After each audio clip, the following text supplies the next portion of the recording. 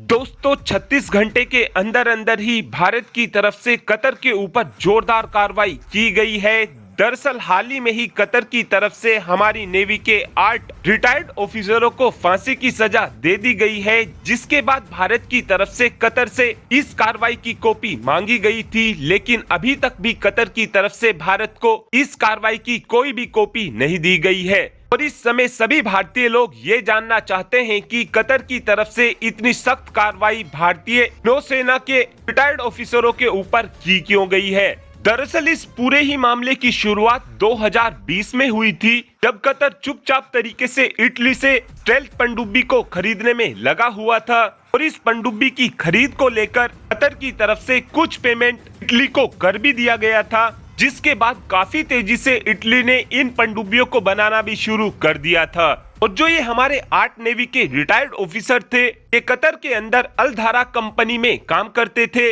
और फिर अचानक से पाकिस्तान की मीडिया की तरफ से ये बात फैलाई जाने लगी कि भारतीय नौसेना के ये 8 नेवी रिटायर्ड ऑफिसर इस पनडुब्बी की जानकारी को इजराइल के साथ साझा कर रहे हैं। और आप सभी जानते ही हैं कि कतर और इजराइल के बीच में 36 का आंकड़ा है। इजराइल इसलिए कतर को पसंद नहीं करता है क्योंकि कतर की तरफ से हमेशा से ही हमास को फंडिंग की जाती है और जो हमास का लीडर है इस्माइल हानिया, वो भी फिलहाल कतर के अंदर ही बैठा हुआ है। इसीलिए ही इजराइल और कतर के बीच 36 का आंकड़ा है। साथ में आपको ये भी बता दें कि जिस समय कतर की तरफ से ये सजा सुनाई गई है, अभी भी इस सजा को सुनाने के पीछे कतर के पास कोई भी सबूत मौजूद नहीं है, जिससे ये चीज प्रूफ कर सके कि भारतीय नौसेना के रिटायर्ड ऑफिसर इनके यहाँ पर जासूसी कर रहे थे। फिलहाल भारत की तरफ से डिटेल जजमेंट का वेट किया जा रहा है। इसी बीच अब भारत की तरफ से कतर को भेजे जाने वाली प्याज पर 40% तक एक्सपोर्ट ड्यूटी लगा दी गई है